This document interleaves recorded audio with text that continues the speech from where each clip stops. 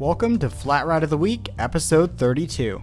Today we will be covering reverse bungee rides, or as they are more commonly known, SlingShot rides. These rides actually have changed quite a lot over time and have quite an interesting history. The older design of these rides is also one of the few ride models I would actually describe as being somewhat unsafe. Alex will not be joining me for this episode as he has no experience with these types of rides. As always, if I forget something or say something that's incorrect, please correct me in the comment section below. Let's get started.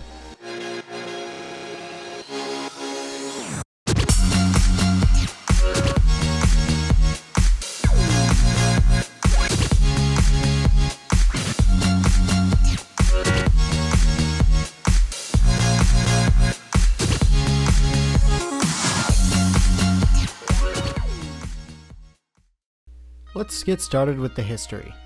The early years of SlingShot type rides are quite fuzzy. We do know that the first SlingShot ride was designed by Troy Griffin in 1978, and a few rides were made under the direction of Troy. All of them seem to have been transportable. Not much is known about SlingShot rides between this time and the early 1990s, except that several small companies made a few rides based off Troy Griffin's original design. The timeline picks back up again in 1993 when bungee jumping equipment supplier Bungee Adventures, now known as Gravity Works, introduced the ejection seat.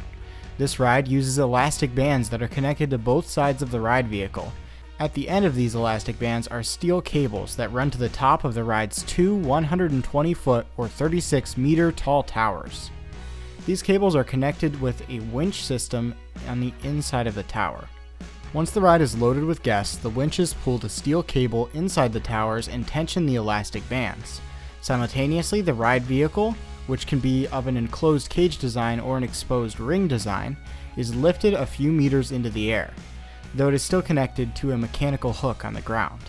Once the elastic has been tensioned properly, the ride operator can release the hook, allowing the ride vehicle to spring upwards. These old elastic slingshots are typically much more intense than the newer slingshots that we will cover later in the video. Some manufacturers claim that riders experience up to 4.8 Gs. Gravity Works offers multiple different versions of the ejection seat, including a transportable model, as well as a 3-tower version, though to my understanding they have never made any actual 3-tower versions, those only exist in concept. Gravity Works lists the price of the ejection seat on their website at $329,000 for a permanent model. So if there are any entrepreneurs out there watching with good liability insurance, take note. And you will be needing that insurance, as these elastic slingshot rides are prone to a whole host of problems that we will get to later in this video. Gravity Works slingshots can be identified by their restraints. Gravity Works uses a cloth 5-point harness as their only restraint, making the rider feel very exposed. These models have steadily declined in popularity in recent years, but there are still a few operating, such as the ejection seat in Branson, Missouri. Technical Park, based out of Italy, has probably made the most elastic slingshots. Their model, also named ejection seat, works similarly to the Gravity Works model, but it's a bit more refined. Newer versions of the ride, as they are actually still being made, can be made up to 60 meters or 200 feet tall, and they can be made in a transportable or permanent version. Speaking of that refinedness of these Technical Park versions, they use a magnetic ride vehicle release mechanism rather than the mechanical version found on a lot of older ones such as the Gravity Works. The Technical Park version features a redundant double restraint system that utilizes a harness just like the Gravity Works, as well as an over-the-shoulder restraint that is locked by a bar connected to a part of the ball-like cage that the riders sit in. Anyone who's ever used gym equipment is probably pretty familiar with this design, as the locking mechanism is essentially the same. This has caused some problems, and we'll get to those later in the video. Technical Park was also the first to my knowledge to offer an included mounted camera on a slingshot ride. And several other European showmen have made their own versions of a slingshot. And then moving on to the modern era of slingshots. So, while Gravity Works, Technical Park, and many other smaller manufacturers continue to make elastic slingshots, it's safe to say that their days are now numbered. That is thanks to the Funtime slingshot. In 1998, Austrian company Funtime gave the ride type its most popular name when they introduced SlingShot. Funtime slingshots were dramatically different than the rides that came before them. Gone were the elastic bands of old. In their place, a system of steel cables and pulleys connected to a spring box with up to 720 steel springs. Funtime slingshots can range in height from just 36 meters or 118 feet to 150 meters or nearly 500 feet. They come in both permanent and transportable versions. Obviously not the 500-foot version, but the smaller ones are transportable. They were the first to offer slingshots with included theming. They originally were offered with a cage-like ride vehicle with restraints similar to what Technical Park offered. However, modern versions come with an exposed ride vehicle that uses a much more secure hydraulic over-the-shoulder restraint. They have proven to be much safer and much more reliable than the rides that came before them. Currently, they are the most popular version of the Slingshot, with a large number of parks owning them, especially here in the US, and they use them as an upcharge ride, normally costing about $20 US. And that is actually the only model of this ride I've rode, Slingshot at Cedar Point. These models can be recognized by looking for the large spring box, which will be located near the ride. For more info on how this spring box and the entire Slingshot itself works, I suggest you check out a great video made by Art of Engineering that I have linked below. Several of these rides are operated directly or indirectly by Funtime, such as the Slingshot at Old Town in Kissimmee, Florida. It comes in several special variations, including a 3-tower version that features 3 actual slingshots for higher capacity. So then moving on to my experience with these rides. So I, of course, in 2019 worked at Cedar Point at Gemini, and Gemini is right next to the spring box for Slingshot. So while I never worked Slingshot, I did hear a lot of the stories and stuff that went on over there. I also did get to ride Slingshot as a test ride in the morning, and that was very fun, and that's actually the only times I've experienced Slingshot was on a test ride.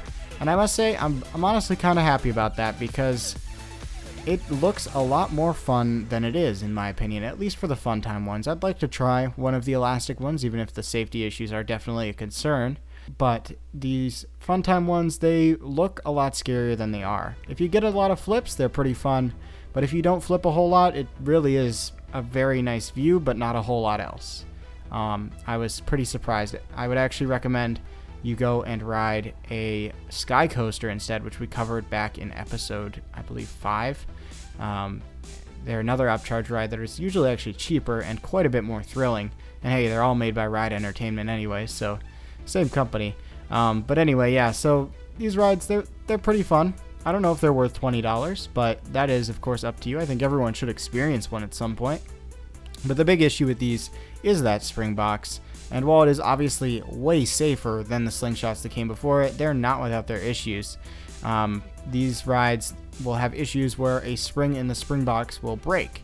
And that's not a huge issue. I mean, you just stop the dispatching process. You release tension on the springs and then have someone come out and fix it. But it was a pretty common thing that happened almost daily with Slingshot in operation. So that's a problem with them, but again, it's not a very serious issue at all.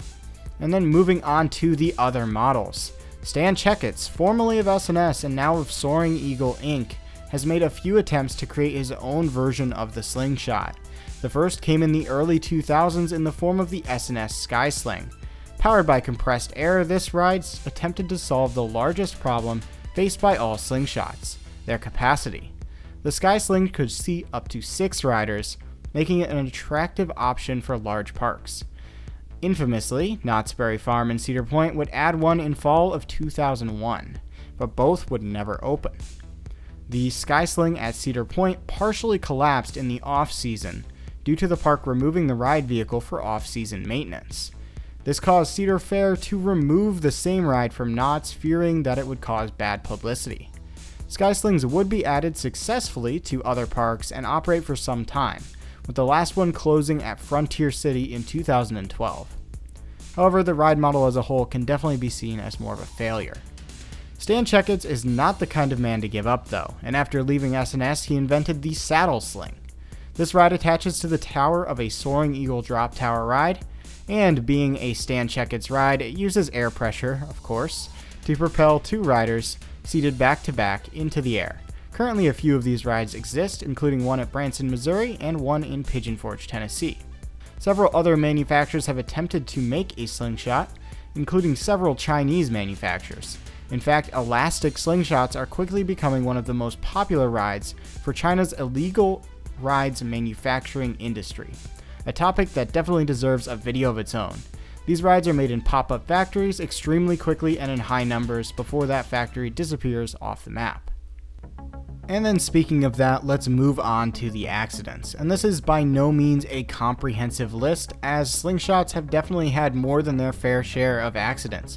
In fact, of all the rides we've covered on this series, this is probably one of the most, if not the most, dangerous ride model that we have talked about, especially those elastic ones.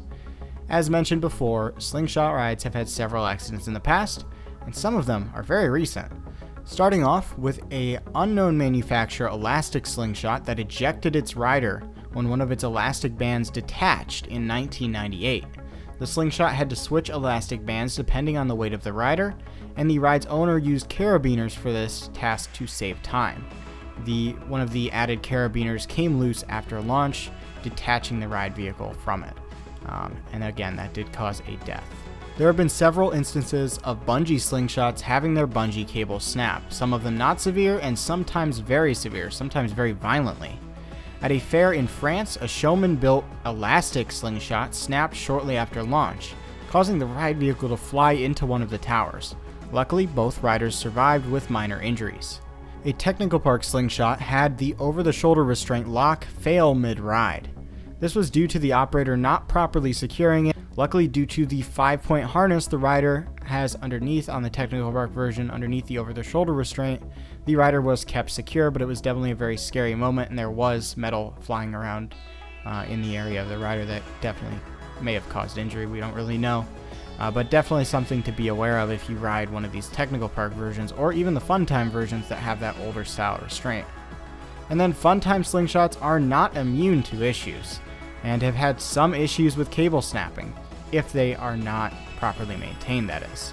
So the slingshot at Old Town in Kissimmee, Florida, which we've mentioned a couple times in this video, snapped a cable last week, actually, on Friday, March 26th, 2021. The cable snapped. We don't exactly know why, although poor maintenance is certainly suspected.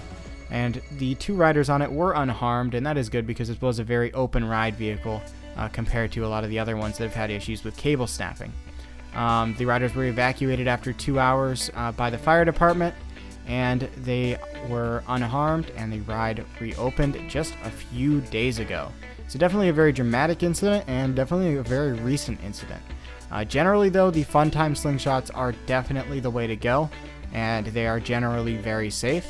However, a lot of these other ones, especially the technical park and Gravity Works and anything unlicensed, is definitely going to be a little bit more dangerous, so ride at your own risk when it comes to slingshots.